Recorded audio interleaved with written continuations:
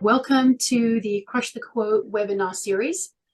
Crush the Quote is on a mission to fuel the change needed to create growth and elevate performance through transformed thinking, transformed behavior and habits and our actions. We feature a variety of industry experts, business leaders, individual sellers, sales enablement practitioners, entrepreneurs from all over the world who come to share their ideas, they share their experience, their knowledge, their thoughts, and their practical strategies of how we can improve our lives and our working worlds to embrace change and drive growth. In today's webinar, we are going to be talking about we are now sales management in a post-ChatGPT world. If you think about the top priorities for revenue leaders today, which is to build world-class sales organizations, pipelines, business, and of course, develop a deep bench of sales managers. But this has been extremely difficult for many, many reasons, including variability in tenure, capability of individuals, and individual bandwidth. People are just really, really busy. Recent advances in generative AI have, however, started to make these things easier and more possible. Just imagine having a best practice trained AI co-pilot that can provide you with continuous and unvarnished risk and opportunity assessment in real time without even ever taking a break. So you don't even have to have a coffee break. How awesome is that? So welcome today to learn how today's sales leaders can take advantage of the latest innovations in generative AI. Now I'd like to introduce you to our speaker, Manish Joshi. Manish is the founder and the CEO of Sales DNA. He has a 20-year plus career in enterprise software industry. Manish has consistently remained a linchpin in several highly successful organizations. So prior to founding Sales DNA, he was the Chief Marketing Officer in Corta, a Kleiner Perkins funded company. He's been a part of many, many other organizations, including AppDynamics, SnapLogic, Informatica, and Oracle. So with that, I'm now going to hand over to Manish. Manish, over to you. Thank you, Catherine, and thank you for the kind introduction. Just a different lens on, on my bio. I've had the privilege to work in several successful and not so successful companies, and I'm grateful for all of them. Trust me, there's lessons to be learned in successes and in failures. One of the things I very quickly realized was the most important function for any B2B company is their sales function. If you can sell the product, all things look great. But if you cannot sell the product, no matter how great the product is or how great marketing is, the company fails. So sales really is a linchpin in any successful company. The second lesson I very quickly learned was every company has its unique DNA. Okay, and hence the name Sales DNA, because we come in, we deconstruct your DNA as a company, and we'll very quickly identify the good patterns, the bad patterns, and the patterns you just want to stay away from, right? And as a result, sales and marketing being so complex in terms of the amount of dimensions or the strategies and tactics you can apply, this is not for the faint-hearted. In fact, it's not even capable for the smartest of human brains.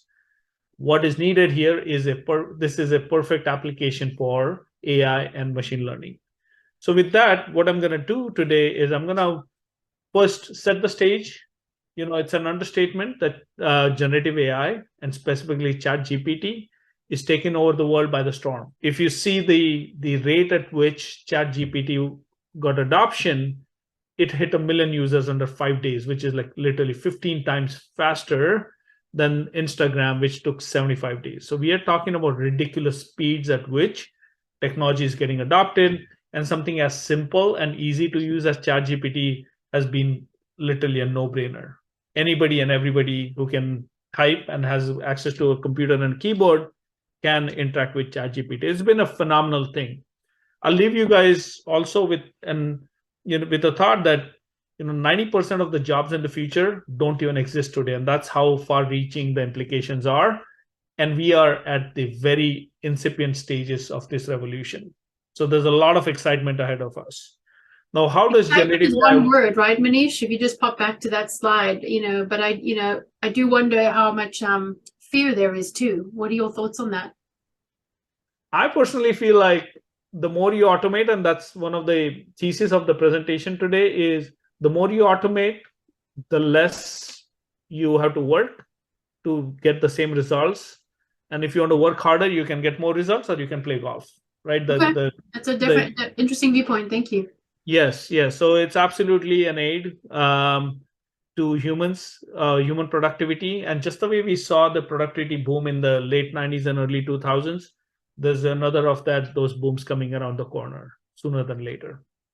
So what does generative AI do? Generative AI is basically, if they train the AI to go read up pretty much every article that's on the web or what is available on public domain, and then it trained it to learn how humans communicate with language. And once it was able to do that, then they provided prompts or interaction patterns where humans can go ask questions, and whatever this chat GPT or generative AI has learned, it will summarize it in different levels of condensation. So you can say, give me a 10 line summary, give me a 100 line summary, give me a 1,000 line summary. So it's phenomenal at learning what's out there and translating that into human readable or human communicating with humans. Now it can do it with different tones: formal, informal, semi-formal. You can do all sorts of automation. Now, we are in the world of sales here. How does that help a sales rep? A sales rep is doing a ton of mundane work, writing emails, creating copy, creating content, doing competitive intelligence all the time, doing social selling with thought leadership posts on on LinkedIn and many other places. A lot of sales reps love to talk to people. I'm generalizing here, but majority of them, they love to talk to people. They want to go out and about, they want to sell, they want to hear people's problems, they want to be an advisor, a consultant. None of these folks, including myself, is waking up saying, aha, let me write some copy today. Writing copy is a pain. A lot of these things getting automated just frees up a lot of time for the sales reps.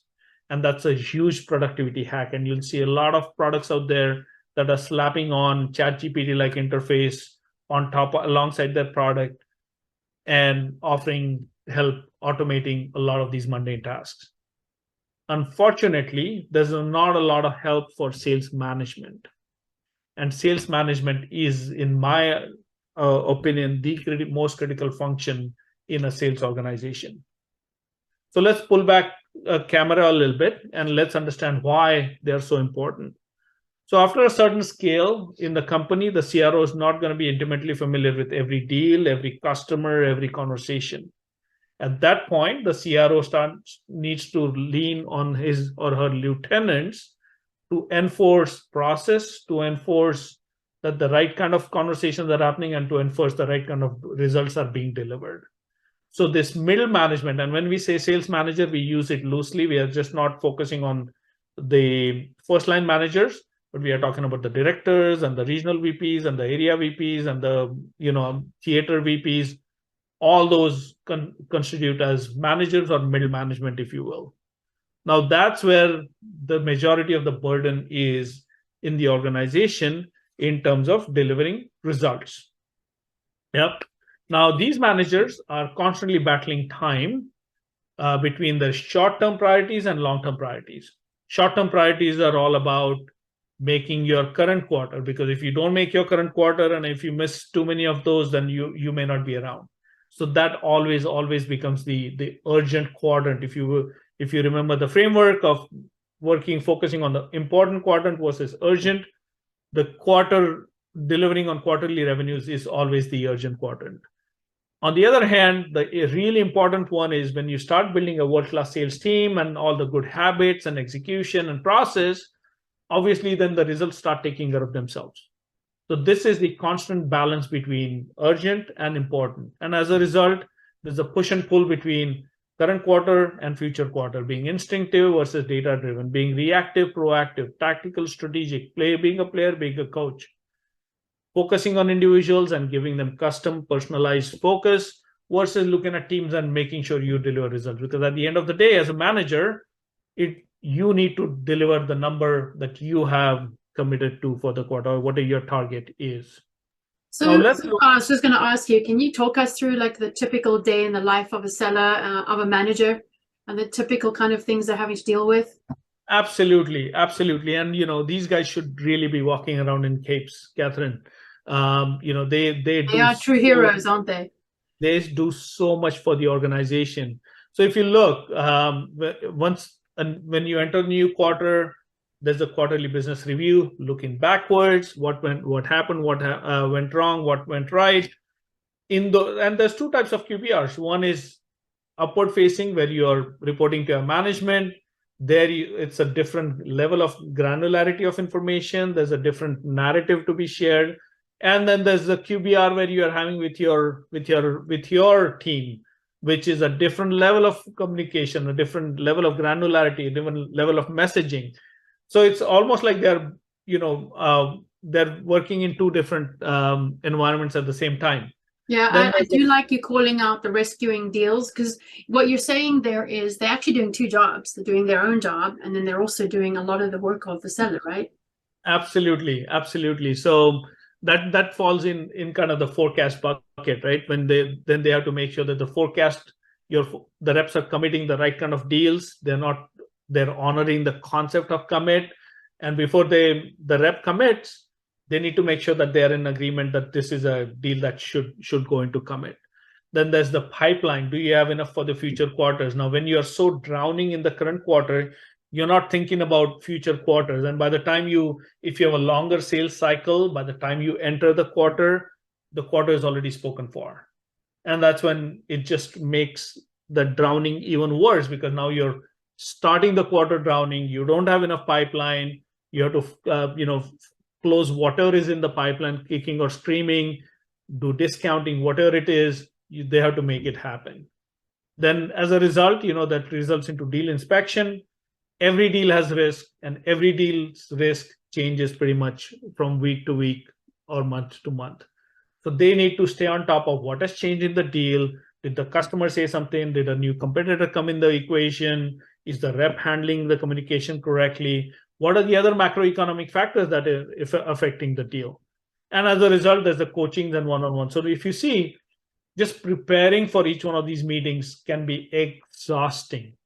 And there's not a single product that will connect the dots across all these different dimensions, because they are all, the narrative has to tie together to have one coherent picture. If you have different pictures in your head, and if you're trying to constantly correlate and connect dots, it's going to be literally impossible for a human brain to find optimal pathways. Now, that's just a day in the life. Now, imagine if there's a forecast surprise, or there's a bad quarter that requires a postmortem, there's a pipeline fire drill, they have to rescue deals, as you mentioned, Catherine. There's a churn in a rep. The manager is still accountable for delivering on the number that was in commit. And then there's the QBR preparation. It's a non-stop cycle. And the fires just makes things worse, and then you just keep living in the urgent quadrant. Any thoughts from the audience? Any questions? I can just confirm. I mean, we work with sales leaders and first-line sales managers all the time. And, one of the biggest issues we see is managers are still doing the job of their sellers whilst trying to do everything else at the same time. And the other thing, just to add, somebody was going to say something, Shelley, that was you. When it comes to forecasting, you think about this, right? We're asking you to predict the future and commit to it without being able to see every piece of data. So that's insane if you think about it. It is. Shelley, were you going to add something? No, and the two things really, one is just, it's interesting to hear you talking about the sales manager doing so much of the job of the sales reps, because I've made the fault of thinking, oh, that's based on our region, that's not really happening globally. So it's really interesting to hear that. But as in terms of the payoff and the tension that then creates between them having to prepare appropriately and adequately for these meetings, and then in light of all of that complexity, trying to connect the dots, I think you've made a really good point there. Because what I'm experiencing with some of the sales managers we work with is that many of their one-on-one meetings actually just get cancelled. They don't even get done. Yeah, or you have one of these meetings and the rep doesn't show up. These conversations are not even happening. And no one knows because it's not being reported on. That too. Everyone just carries on because everyone's so busy. And then I also love the point you said, Manish, is you've got all the data sitting in different places. Some of it's in your head, some of it's in a CRM system, and some people might be thinking, but it's all in the CRM system. I can connect all the dots. But you said our human brains cannot see and connect everything, no matter where it all is, even if it is all in one system, right?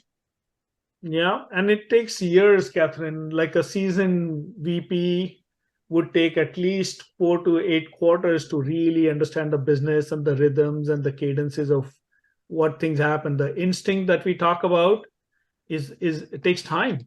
Takes a lot of time to build, and it's expensive because newly promoted first line managers are the ones who are super eager to play the role of managers because they're not willing to let go. Well, yes, and I suppose that's going to depend very much from a change management perspective where the seller or the sales manager is at, depending on who's coming into interaction with the AI.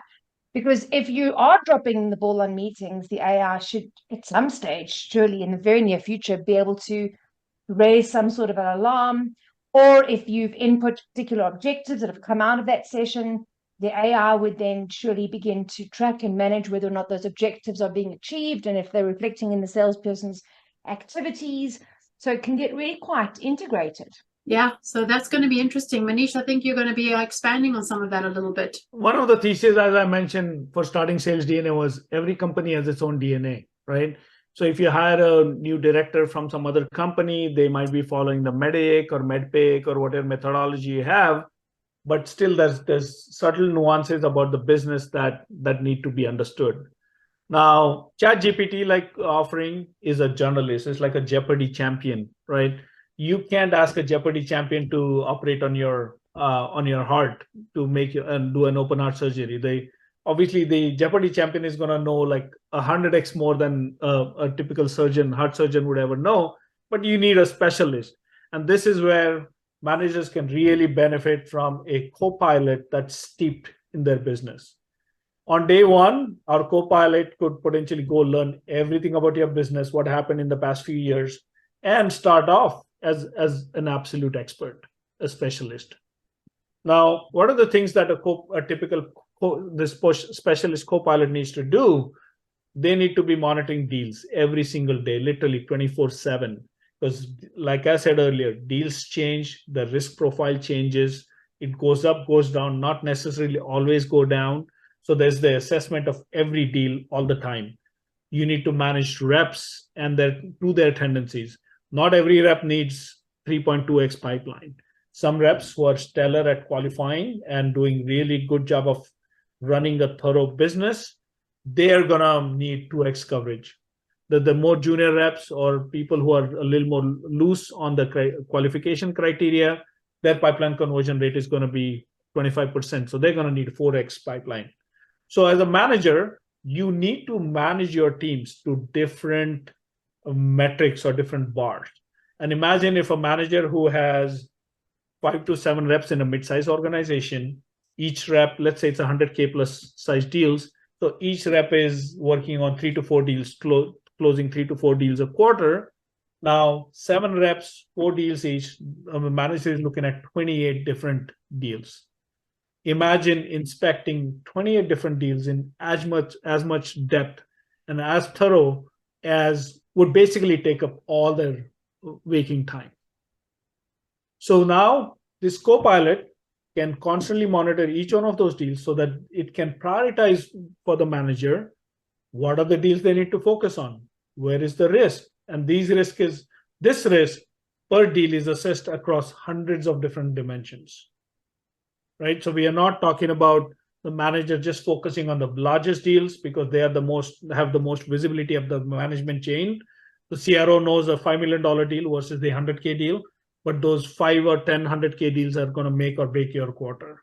The manager needs to know where the risks are. And the co-pilot should be making sure that a quarter is coming together with the composition of all these different deals. Then there's the DNA level component. What industries do you go after? What size companies? Where do you get most benefit? What are the companies where need a POC or don't need a POC? There's so many different elements that need to be understood that humans are simply not capable of. And as a result, and the net, it should be a simple interface, right? Simple interface. So the co-pilot is monitoring your tactical health, monitoring your strategic health, alerting you on these different risks, and then answering questions through generative AI prompts. It's really like having a objective, data-driven VP of sales who's steeped in your business, monitoring it for 24/7 and alerting you on it. So what does that look like? Does it mean reps or managers log into yet another dashboard? No, because reps are already, or sales leaders, sales managers are already tired of logging system data into their CRM system. They're tired of looking at 3 different dashboards.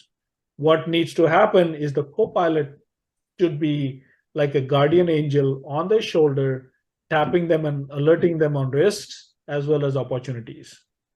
So as a risk is emerging, the AI will, or the co-pilot will detect that risk, emerging risk, and tap on the manager's shoulder to ask them to focus on that particular risk. And I'm sure there is risk in every deal. It's all about relative prioritization, and also it's all about making the quarter. So let the co-pilot do all that analysis. And once you get alerted, then you can go and ask questions with a ChatGPT-like prompt, a generative AI prompt, where you can say, okay, why is this region doing better than the other? And the generative AI prompt can do a whole bunch of analysis, look at things 360 degrees, and present a thesis that the manager can validate or invalidate. So with this, essentially, it's all about taking care of the important, automating the important, so that there's less and less urgent, and then everybody's off to the races. The reps know what game plan they need to execute to, where the risks are. There's clarity of information up and down the management chain. There's unified language that gets built over time, because now everybody's looking at the deals and the teams through the same co-pilot lens. So there's tremendous synergies that happen. So the manager no longer has to speak language 1 or a different language while speaking to superiors, and a different language while speaking to the team, their own team. So there's tremendous benefits. And at the end of the day, look, we should be automating as much as we can. Going back to Catherine's question, we all should be automating all the mundane tasks so that we can do the hard tasks, the fun tasks, the exciting tasks, while making sure we are making our number. So that's the vision for, in other words, for sales DNA. Any thoughts, folks, on what you've heard so far?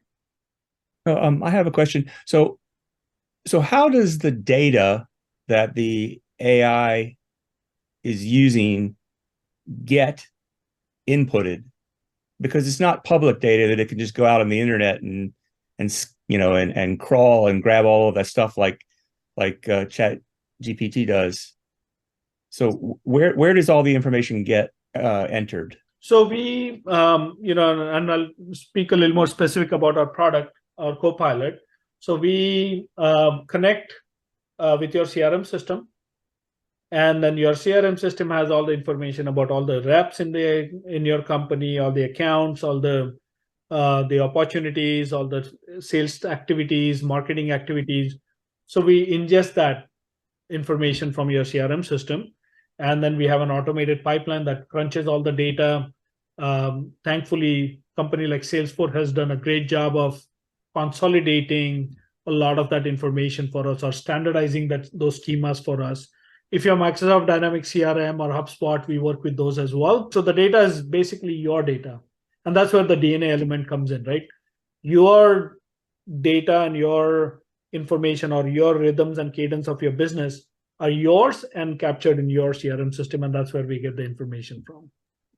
Do you also use macro data that is public? I was reading your questions that came up on the previous screen, and it said why the Northeast is doing better than the Southeast or whatever like that. I mean, maybe there are macroeconomic factors that can be incorporated to explain that. I mean, does it incorporate those things as well?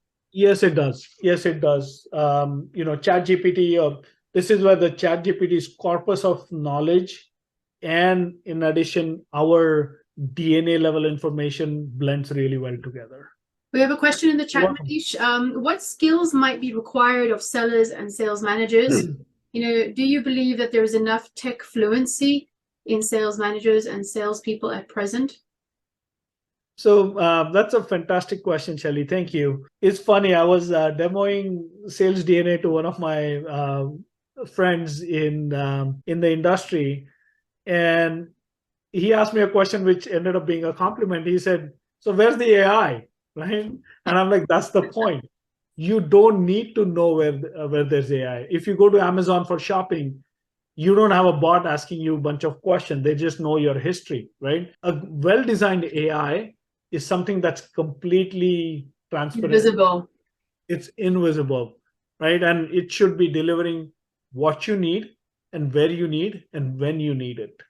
That's the job of AI. And the co-pilot we are building, my chief product officer is a former VP of sales. He's carried a bag for $100 million at HP. He's run a very large organization. He's been a CRO at a startup. He's lived this life. So we are building the co-pilot exactly to what a sales manager needs. This is not a theoretical solution, or wouldn't this be nice? No, we are so laser focused on making the manager successful and in the least intrusive way. So we are building UI, but the vision is to build UI as a complement to the alerts that we deliver to them, not add yet another dashboard for them to log into. Do you anticipate, Manish, any resistance when you're going into companies to talk about this with sales leaders? Do you anticipate any resistance, barriers of adoption for something like this? So there is, the sales tech, marketing tech, as we all know, is a super noisy market. There's a lot of AI washing that is going on in the industry. So there's a little bit of malaise amongst the buyers to even discern between a real AI technology and an AI washed product. And we saw this happen back in early 2000s, Catherine, when Salesforce started building a legitimate cloud product, and everybody started calling their product, even if it was hosted or it wasn't legitimately cloud, everybody was watching it with cloud. But as things started settling, the dust started settling down, companies like Salesforce really took off because they hadn't placed the right bets and they just didn't cloud wash their products. I strongly believe Sales DNA is one of those products which is not AI washed. My first hire was a Fulbright data scholar, data scientist, because we are approaching it the right way. This is an AI native product that we are building, and we are working extremely hard to make it completely invisible to the end user.